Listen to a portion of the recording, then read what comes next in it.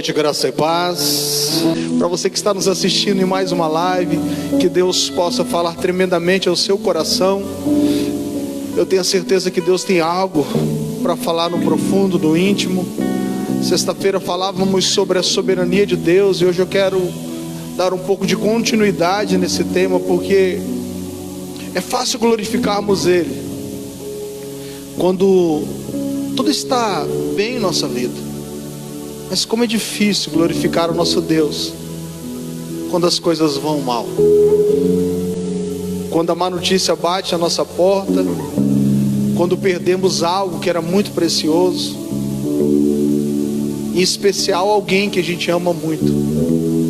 Então é nessa hora que nós precisamos aprender a adorar a Deus em espírito e em verdade. Aquele diálogo entre Jesus e a mulher samaritana, ela diz: os nossos pais adoravam no poço de Jacó. Ali seria o local certo para adoração. E Jesus fala para ela: ei, eis que vem a hora que os verdadeiros adoradores adorarão o Pai em espírito e em verdade. Não há lugar para adorar, qualquer lugar é lugar para adorar. Não há momento para adorar, qualquer momento é momento para adorar. Não há circunstâncias para adorar ao nosso Deus. Em todas as circunstâncias é momento para adorar ao nosso Deus. É na dor, é na alegria, é no riso, é na tristeza, é no luto, é na festa. É tempo de levantarmos as nossas mãos para adorar ao Rei dos Reis, o soberano, o Senhor dos senhores, o nosso Deus, o nosso Pai, o nosso Criador. E é por Ele que nós estamos aqui. Todas as coisas são para Ele, por Ele, para todos sempre. Ele é o mesmo Deus ontem, Ele é o mesmo Deus hoje e será eternamente digno de receber a honra, a glória, o louvor e a adoração. Se você pode, levanta as suas mãos e começa a falar com Ele. Levanta as suas mãos como forma de adoração. Eu não sei o que está se passando em sua vida, eu não sei qual é a adversidade, qual é a circunstância, qual é o vento contrário, mas eu quero te dizer que existe um Deus que é poderoso no céu, na terra. Ele é poderoso para mudar as circunstâncias, e hoje é uma noite para adorarmos Ele em espírito e em verdade. Ei, a soberania dele prevalece em nossa vida, em nossa casa, em nossa família. Hoje é dia de dizermos: Deus, está entregue em suas mãos a minha casa, está entregue em suas mãos a minha família, os meus filhos, a minha esposa, o meu marido. Hoje é uma noite para adorarmos ao Rei dos Reis. Aleluia!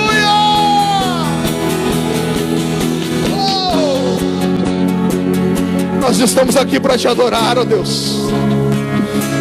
Não importa o que está se passando em nossa vida, não importa o tamanho do gigante, não importa o tamanho do gigante, não importa o tamanho da má notícia que se abateu em nossa casa, que bateu em nossa porta. Maior é o nosso Deus, que nos dá força para suportar. Enquanto nós não há mais força, eu creio que acontece como aconteceu com Moisés. O Senhor coloca do nosso lado um anjo chamado Arão, outro anjo chamado e eles vão levantar as nossas mãos e dizer: você não está só. E dentro de nós o Espírito Santo, o Consolador, Ele está em nós.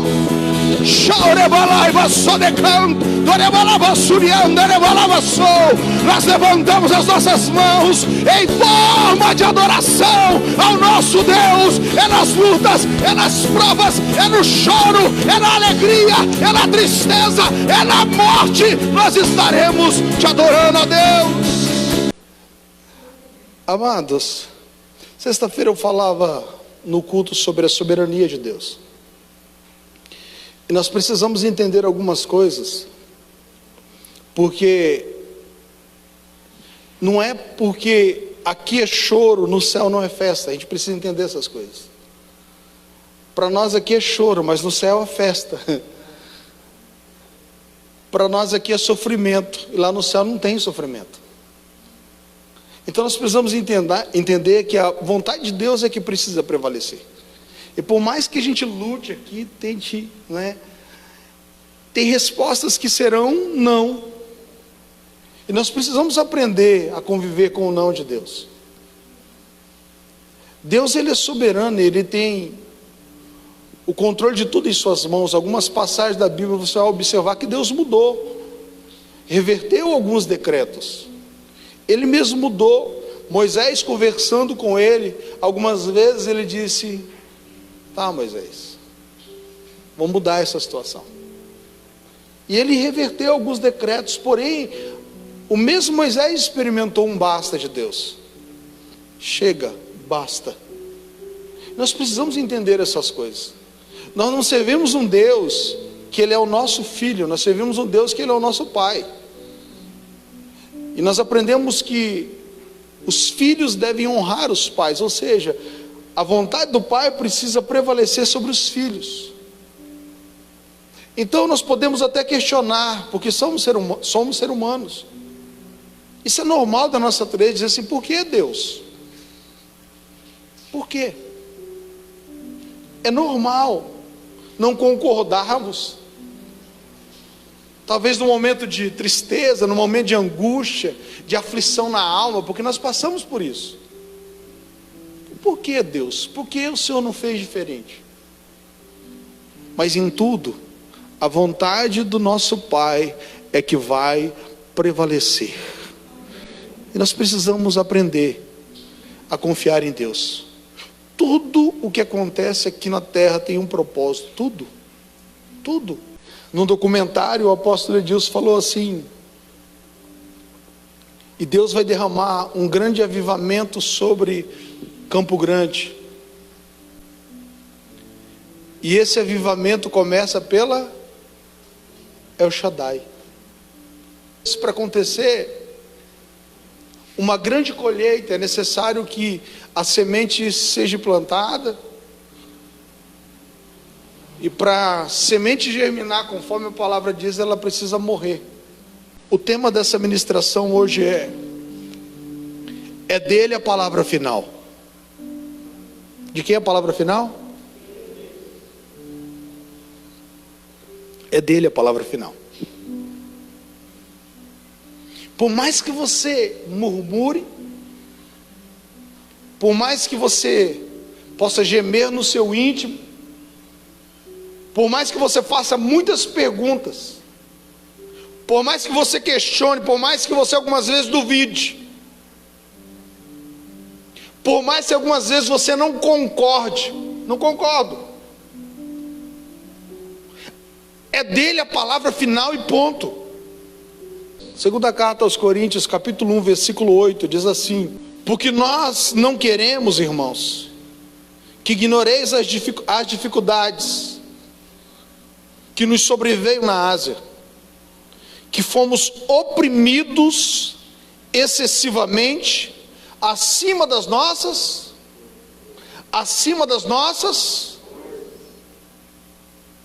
de tal modo que nos desesperamos até a vida. Algumas traduções diz que nós perdemos a esperança. Você imagina você enfrentar um tipo de aflição na sua vida que foge à sua força, que foge ao seu controle. E o que o apóstolo Paulo está dizendo: olha, nós passamos por um momento tão difícil, mas tão difícil, que nós se desesperamos e perdemos as nossas forças. dentro das forças limitadas que nós temos, não havia como resolver essa situação, não havia como ajustar essa situação, não havia uma resposta humana para essa situação. Mas quando não há resposta humana, quando as nossas forças vão embora, aí é que entra a mão do Todo-Poderoso para agir em nossas vidas. Eu quero te dizer nessa noite que não importa o que está se passando em sua vida, não importa de forma que o inimigo entrou na sua vida, agindo contra a sua vida, não importa que suas forças foram embora, não importa se a esperança está indo embora, eu quero te dizer que existe um Deus que vai intervir e vai tocar a sua vida de tal forma que você vai passar pelo tempo da adversidade e vai vencer, porque Ele é com você. Quem crê, diga amém. O que Paulo está dizendo? Ele está na Ásia, em Éfeso, enfrentando um tempo de adversidade, e essa adversidade que veio sobre ele foi tão excessiva, acima das forças. Quem aqui já não enfrentou um tempo em sua vida que você se desesperou e falou assim: Deus, eu não posso fazer nada, eu não consigo reagir, eu não tenho força para vencer isso? As respostas de Deus são claras, mas nós complicamos. Paulo passava por um momento da sua vida ao qual aquilo que veio contra ele fugiu às suas forças. No versículo 9 diz assim, no versículo 9: mas tínhamos a sentença de morte em nós mesmos, para que não confiássemos em nós mesmos, mas em Deus que ressuscita os... A sentença de morte estava sobre ele, a luta veio de uma tal forma que ele não tinha força para vencer, ao ponto de ele perder a esperança. Mas o versículo 9 diz: mas nós tínhamos a sentença de morte em nós mesmos, para que não confiássemos em nós mesmos. Pare de confiar em você mesmo.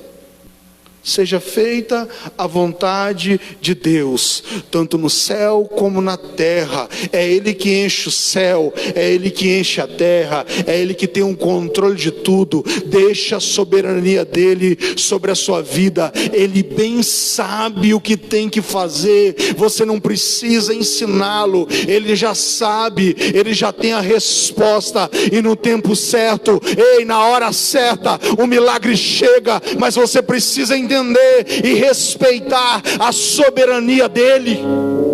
É o tempo de confiarmos em Deus como nunca confiamos antes. É o tempo de confiarmos nele, depositarmos a nossa fé nele, a nossa esperança nele. É tempo de confiarmos nele verdadeiramente. A palavra do Senhor precisa se cumprir de fato em nossa vida. Salmo 37 diz: confia. A soberania dele precisa prevalecer sobre as nossas vidas. E Davi jejuou e orou por dias para que o seu filho não morresse. Mas a palavra de Deus era: o menino vai morrer. Não houve jejum, não houve oração que pudesse trazer vida ao menino. Pastor, o que isso nos ensina? Que algumas vezes você está querendo ressuscitar coisas em sua vida que Deus já disse: morreu. Tem algumas vezes você está querendo trazer coisas para a sua vida que Deus disse: acabou. Ah, mas seria diferente. Não seria. A vontade dele precisa prevalecer e ponto. Davi lutou, jejuou, orou, não comeu, olha, adorava a Deus, ficava ali em adoração, tentando reverter o quadro, mas chegou uma hora que Deus disse não, e o menino morreu, conforme a palavra do profeta. E sabe o que Davi faz? Acho lindo isso, você já sabe. Ele entra no lugar secreto e adora a Deus. Sabe o que isso nos ensina? Adorar a Deus é no tempo da alegria, no tempo da tristeza, no tempo da luta, do sofrimento, mas também no dia do júbilo. Adorar a Deus não importa as circunstâncias.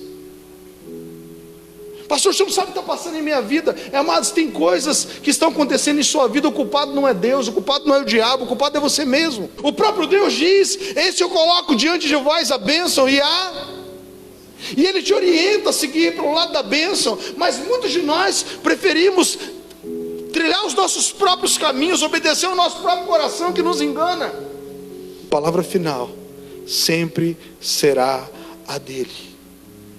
Não tente mudar coisas que Deus disse não.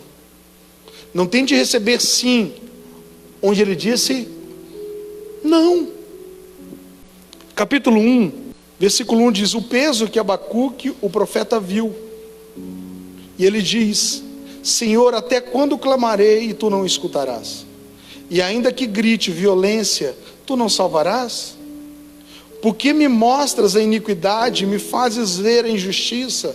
Pois a destruição e a violência estão diante de mim, e há quem suscite a contenda e o litígio. Por isso a lei se afrouxa. A lei é frouxa, e o julgamento nunca se manifesta, pois o perverso se aproxima do justo, e assim o julgamento prossegue errado. O que o texto está dizendo? São momentos de inquietação da nossa alma, em que nós dizemos para Deus: o Senhor não está vendo? O Senhor não está ouvindo? Deus está vendo, Deus está ouvindo, mas a soberania dele é que prevalece. Mas o projeto dele é aliviar você e trocar o seu jugo e o seu fardo, e o Evangelho transformar a sua vida de tal forma que a luz do Senhor possa brilhar na sua vida. Quem crê, diga amém. Nós olhamos para a nossa vida, e dentro da soberania de Deus, algumas vezes nós olhamos a nossa casa, não está do jeito que nós sonhamos. A nossa família não está do jeito que nós sonhamos. As finanças não estão do jeito que nós sonhamos. Mas você precisa entender algo. A palavra final é dele. Você precisa perseverar até o fim. Você está proibido de desistir. Você não é covarde, você não é frouxo, você é um valente do Senhor. Você vai perseverar até o fim. Eu é que sei o pensamento que tenho ao vosso respeito. Ei, tem coisas extraordinárias para acontecer na sua vida, mas a luta, a adversidade, a dor vem para nos ensinar a nos tornar perseverantes e entender que a resposta vem dele. Abacuque capítulo 3, texto muito conhecido, versículo 17. O texto diz: mesmo que a figueira não floresça. Tem dia que as coisas dão errado, sim ou não? Tem meses que as coisas dão errado, sim ou não?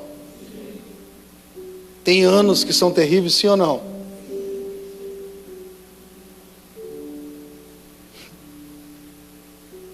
Isso não pode me afastar do meu Deus, porque eu não caminho com o meu Deus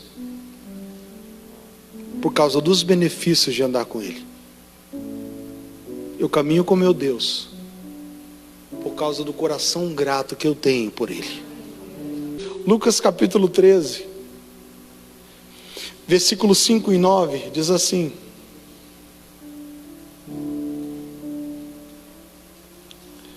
vou ler o versículo 6. Ele também falava esta parábola. Certo homem tinha uma figueira plantada na sua, e ele foi buscar fruto nela e não. Então ele disse ao vinhateiro: eis que há 3 anos eu venho buscar fruto nesta figueira, e não. Corta, porque ela ocupa inutilmente a terra. Ele respondendo, disse-lhe: Senhor, deixa também este ano, até que eu cave em seu redor e esterque, e se der fruto bem, e se não, então depois a cortarás. Isso nos ensina demais, gente. Olha a compaixão daquele que era responsável. Estava plantada essa figueira no meio das uvas, e ela estava dentro de um ambiente propício para produzir, mas não produzia.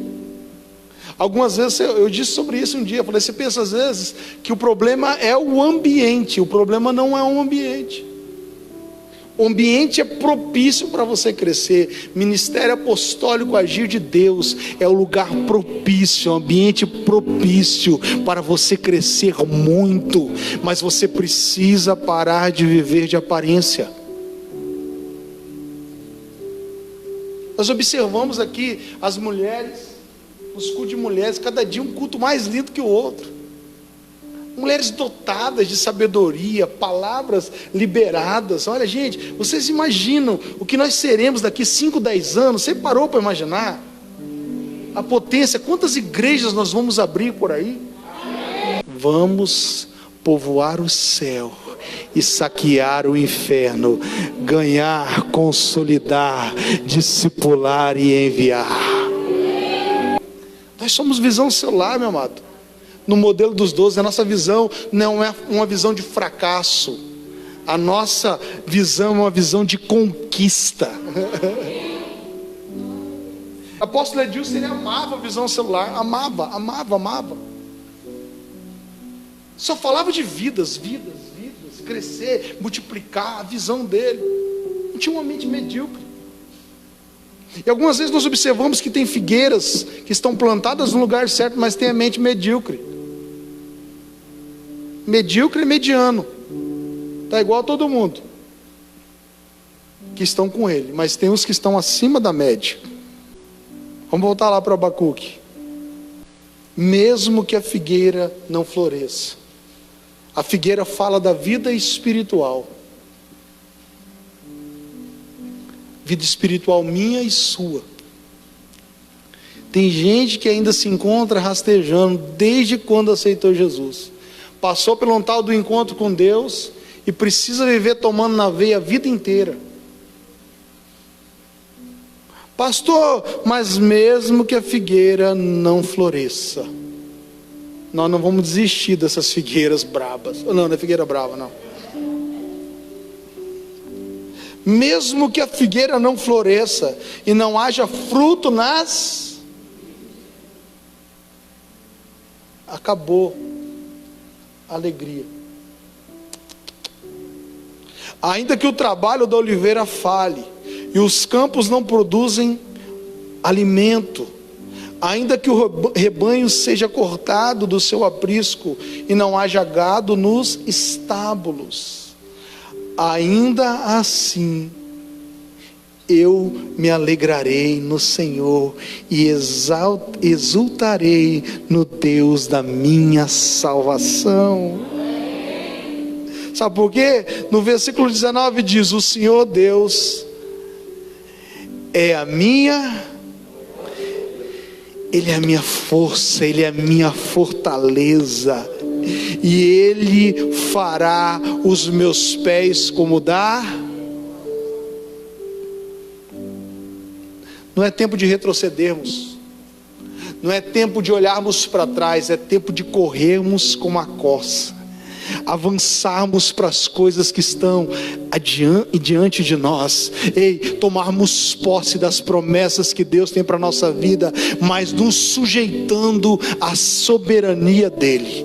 Se é sim, glória a Deus; se é não, glória a Deus; se é choro, glória a Deus; se é alegria, glória a Deus; se está dando tudo certo, glória a Deus; se deu tudo errado, glória a Deus; se 2020 é bom, glória a Deus; se é extraordinário, glória a Deus; se está sendo ruim, glória a Deus; se eu perdi o que eu amava, glória a Deus; glória a Deus. Deus está aqui nessa noite. Como forma medicinal, o judeu usava a figueira, a pasta, para trazer cura. Talvez você entrou aqui nessa noite enfermo e não consegue se livrar dessa enfermidade. Nós sabemos muito bem que a vide, a uva, simboliza a alegria. Talvez você entrou aqui e a alegria foi embora. A vida espiritual está murchando quando você olha para essa figueira, definhando. A alegria foi embora, o azeite foi embora. Deus quer levantar nesse tempo uma geração cheia da unção do Espírito Santo, e que não deixa de forma alguma o óleo que deixa a lâmpada acesa se acabar. Hoje é uma noite de recebermos direto da fonte do Senhor. Vai chegar a hora que a soberania de Deus vai se estabelecer em sua vida. Ele vai olhando para o seu coração, e quando ele observar certeza, confiança, ele pode ter certeza que o milagre vai chegar na sua vida, vai chegar na sua casa. Ei, o choro passa, o choro pode durar uma noite inteira, mas a alegria vem pela manhã. Ainda que a alegria não venha para a sua vida, virá para as pessoas que estão ao seu redor, e quando alguém contar o testemunho, o seu coração vai se alegrar, porque quando você celebra pelas conquistas dos outros, Deus desata grandes coisas sobre a sua vida. Nós estamos aqui nessa noite, Deus, para nos submeter à sua vontade, à sua soberania. Soberania fala de poder, de autoridade, de governo, de domínio. Hoje pela manhã Carlos Davi falou algo tremendo. Ele disse: livre-arbítrio é quando nós estamos lá no mundo, mas quando nós aceitamos Jesus como Salvador, ei, nós estamos aprisionados com Cristo, e a vontade dele é que deve prevalecer sobre as nossas vidas.